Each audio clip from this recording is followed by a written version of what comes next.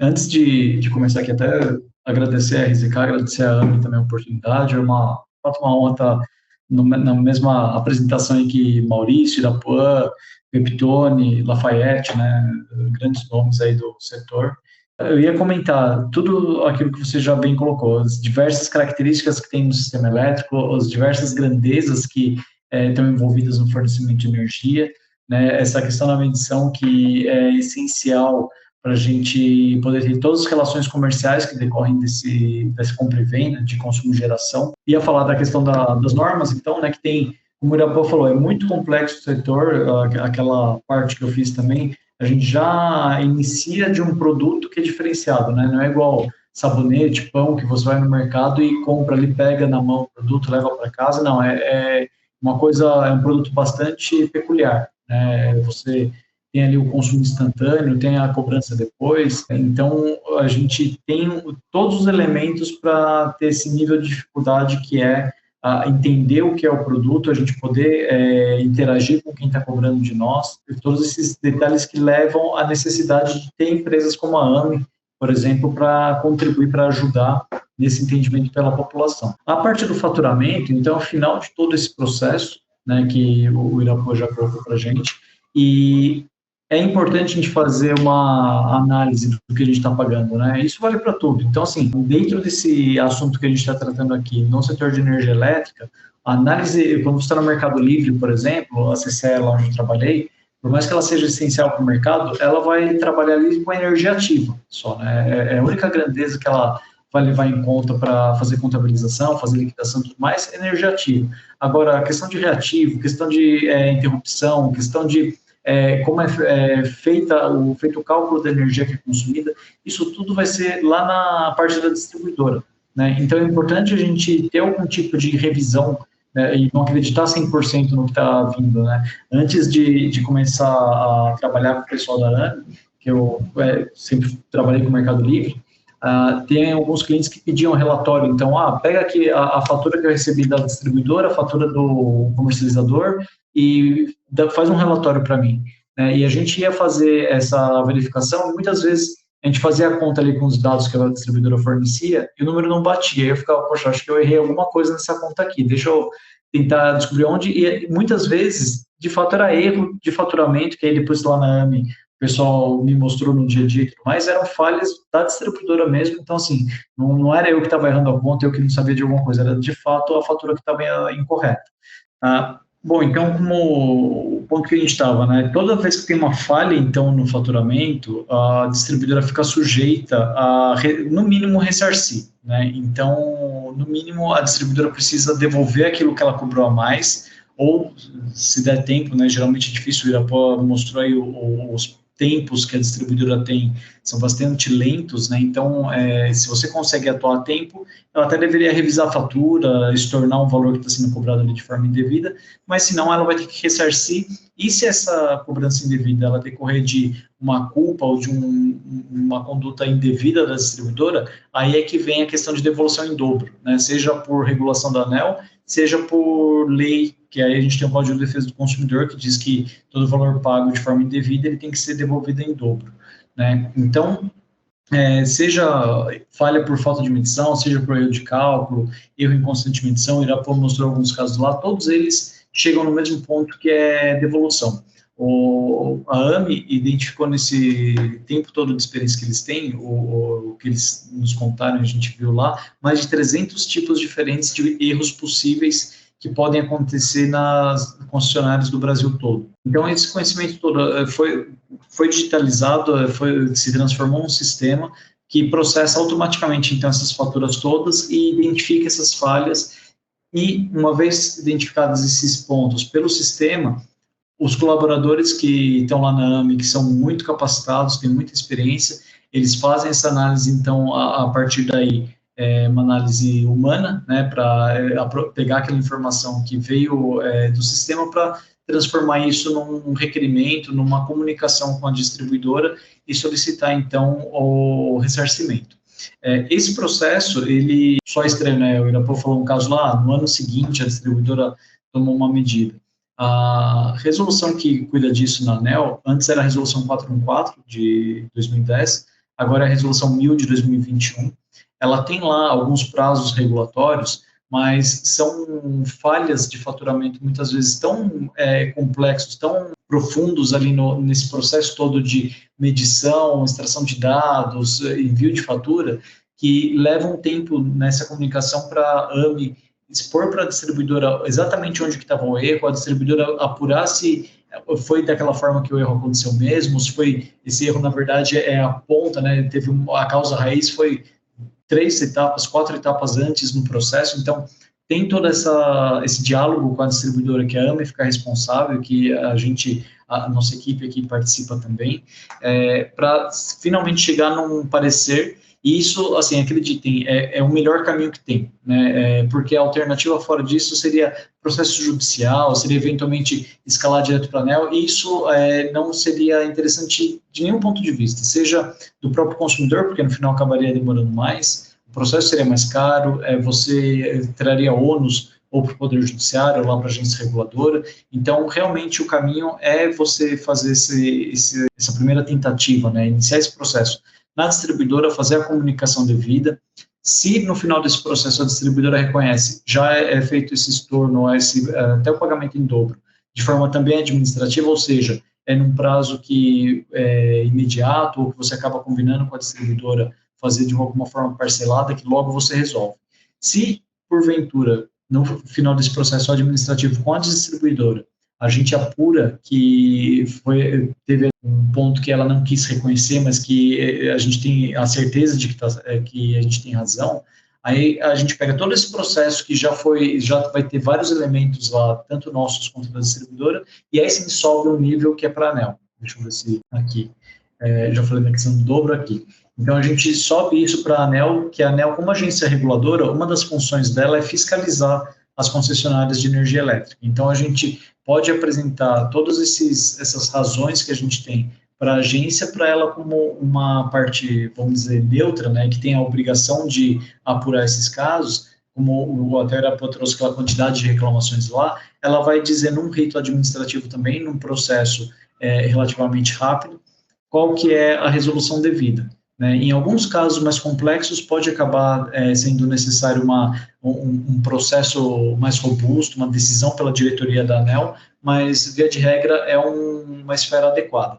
E em casos, assim, raríssimos, a gente, em geral, não recomenda isso, aí sim pensar em judicializar, né? Então, entrar com uma ação e levar para o Poder Judiciário, porque o juiz, na hora que você chega no início do processo, o juiz não entende nada, né? Ele vai entender menos do que o cliente sobre aquela relação que está acontecendo. E você vai ter que trazer argumentos que acabam indo muito para a esfera jurídica, quando o assunto, na verdade, é mais de engenharia, né, mais técnico. Então, o judiciário realmente é um último recurso que tem que ser analisado com muito cuidado, se vale a pena mesmo ir para esse lado, ou não, até de repente, por mais que você pense que tem razão e a distribuidora não concordou, a ANEEL não concordou, eventualmente o custo disso, com uma chance de você eventualmente perder, às vezes não compensa. Então, tem que ser analisado muito caso a caso mesmo. Sobre o ressarcimento, então, a maioria dos casos, até os que o Irapuã trouxe, são do mercado cativo, né? Então a reclamação é feita com a distribuidora, e a distribuidora é que tem que fazer o ressarcimento integral dos valores, ainda que seja devolução em dobro, geralmente no mercado cativo, sempre é a distribuidora que vai resolver 100% do processo. Mas, quando a gente fala de mercado livre, o momento é propício, né? Porque a gente tem abertura de mercado, a partir de janeiro, os consumidores menores vão poder ir por meio de representação varejista, que a RZK, inclusive, faz, né? A AME também participa desse processo. Todas essas questões que a gente falou até agora também vão ter rebatimento no Mercado Livre, porque no Mercado Livre, os consumidores que atuam lá, o agente de medição, a empresa ou a pessoa responsável por manter o sistema de medição funcionando, manter todo o equipamento em ordem, cuidar da sanidade, né, desse processo de medição, é a distribuidora também. Né? Então, ainda que o consumidor no Mercado Livre vá pagar a fatura do consumo de energia dele para a comercializadora, para a geradora, mesmo esse montante, essa informação do quanto foi consumido, ele vem de um medidor que a distribuidora é responsável.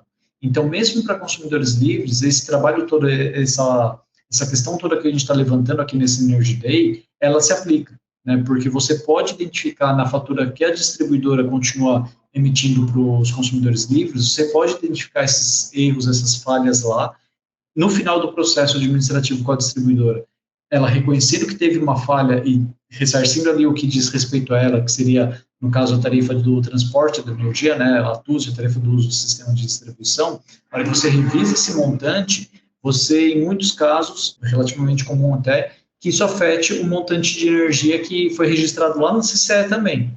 E aí você vai ter um processo que se chama de recontabilização, né, que é você revisar os dados que tinham sido registrados lá anteriormente no Mercado Livre, e isso, em última instância, acaba rebatendo, inclusive, na fatura do comercializador, que num primeiro momento não tinha nada a ver com a questão de medição, mas que no final a cobrança que ele faz é em cima do montante medido, né? Então, mesmo para consumidores livres, tudo isso que a gente falou aqui também se aplica. Tá? Os desafios que a gente tem na questão de ressarcimento por muitas vezes falta de resposta pelas distribuidoras, então a gente precisa subir na ouvidoria, eventualmente precisa subir na ANEEL, só para a gente conseguir desbloquear esse começo de processo, né? A gente não está falando nem da parte final. Muitas distribuidoras não fornecem protocolo de atendimento, né? Então você faz um contato por telefone, faz um contato por e-mail, muitas vezes não vem o número de protocolo, que é essencial para você seguir com o processo nas esferas acima, né? Seja a ouvidoria, seja a ANEEL. As ouvidorias de algumas distribuidoras, elas operam exclusivamente por telefone, né, e isso na resolução 1000 ainda é uma questão que precisa ser aprimorada na regra, né, na lei, porque a resolução da ANEEL que põe essa obrigação para as distribuidoras, ela exige que tenha um canal por telefone, pelo menos, para a ouvidoria.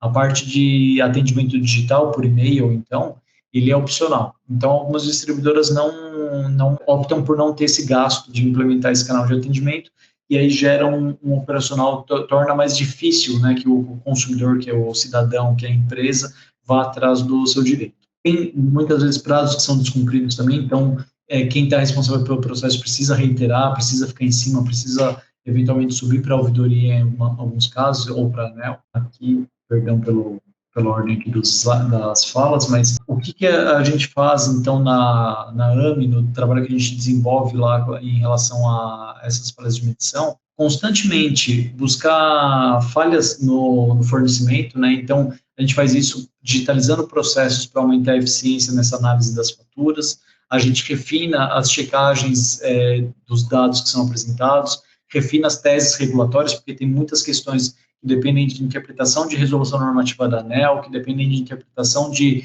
procedimentos de distribuição. Então, a gente está o tempo todo estudando e discutindo internamente para identificar possíveis falhas, possíveis erros da distribuidora.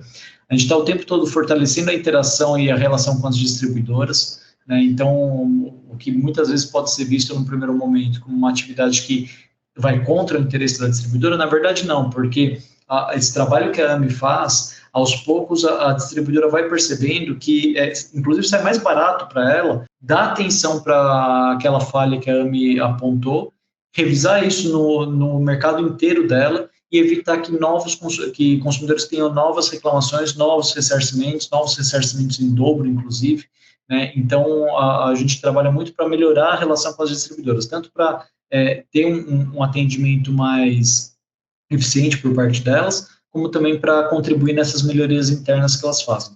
E de forma parecida com a ANEEL, né? Só que com a ANEEL fica mais forte ainda essa questão de apoio, porque a ANEEL, uma das obrigações dela é justamente fiscalizar as concessionárias. Então, a atividade de negócio que a AME tem de fazer meio que uma auditoria é de fato uma auditoria das faturas, revisar os valores que são cobrados, defender o consumidor, casa totalmente com o objetivo, com o princípio da agência reguladora. Então, a gente acaba sendo um apoio, né, acaba sendo uma forma adicional de fiscalização que a distribuidora lança a mão. Os advisors que estão presentes hoje, então, a gente queria muito deixar essa mensagem, né? Tem inúmeras falhas que a gente discutiu aqui, que o Irapuã mostrou, que podem ser identificadas em uma fatura apenas, né? Então, tem muitas informações que vêm em uma fatura única que a gente consegue analisar e, eventualmente, identificar falhas.